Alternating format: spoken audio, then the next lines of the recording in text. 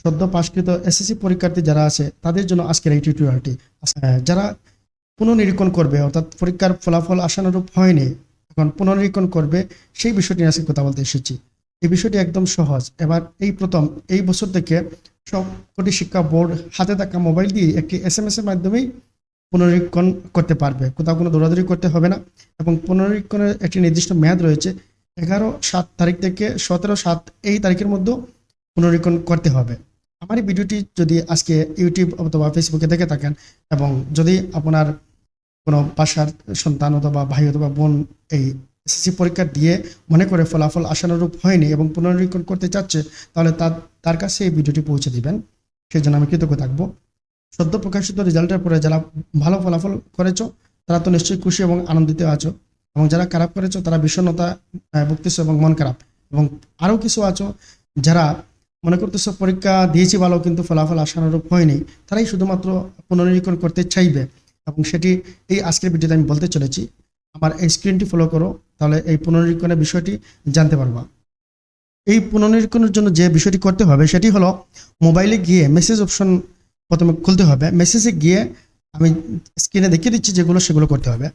Message অপশনে গিয়ে RSC এই কথাটি লিখতে হবে, লিখে একটি স্পেস দিতে হবে। স্পেস দিয়ে শিক্ষা বোর্ডের নামের প্রথম 3 অক্ষর, ঢাকা বোর্ড হলে DH, সিলেট বোর্ড হলে SYL দিয়ে একটি স্পেস দিতে হবে।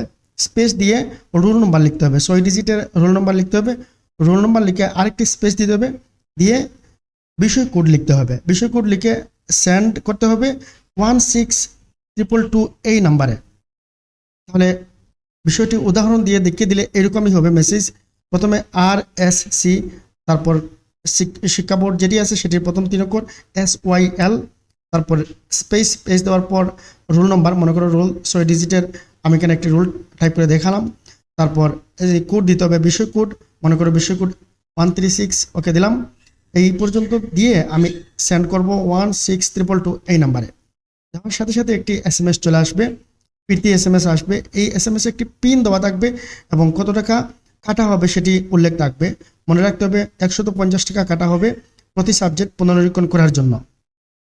এখন এই পিন দেওয়ার পর মোবাইলে যদি টাকা থাকে অথবা অন্য কোনো নাম্বার থেকে বিকাশের মাধ্যমে কাটতে চাও, তাহলে সেটি এভাবেই আবার মেসেজ অপশনে যেতে হবে, দিয়ে RSC লিখে স্পেস দিতে হবে, দিয়ে YES লিখতে হবে, তারপর স্পেস দিতে হবে, তারপর যে পিনটি দিয়েছে সেই পিনটি দিয়ে যে কন্ট্যাক্ট নাম্বার থেকে টাকা কেটে নেবে সেই কন্ট্যাক্ট নাম্বার এখানে দিতে হবে, দিয়ে 16222 নাম্বারে সেন্ড করতে হবে।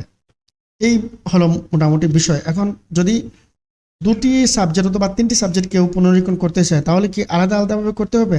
না, এটিও আমি দেখিয়ে দিচ্ছি। উদাহরণস্বরূপ মনে করো কেউ 3টি সাবজেক্ট করতে যাচ্ছে অথবা তারও অধিক, কোনো সমস্যা নেই।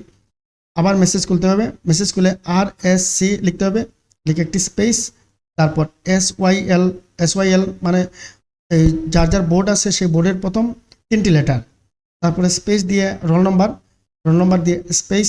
এখন মনে করো 3টি সাবজেক্ট কোড বাংলা ফিল করছে, তারপর এখানে 107 সেটি বাংলার কোড, তারপরে 108 এটি তো মনে করো ফিল করছে, তারপরে 136 এই 3টি সাবজেক্ট আমি দেখালাম, কমা দিতে হবে, দিয়ে সেন্ড করতে হবে। এবং 3টি সাবজেক্টের জন্য প্রতি সাবজেক্ট 150 টাকা করে এভাবে কেটে নেবে, পার সাবজেক্ট 150 টাকা, দিয়ে 16222 এই নাম্বারে সেন্ড করে দিয়ে দেওয়ার পর একটি ফিরতি SMS আসবে এবং OTP আসবে।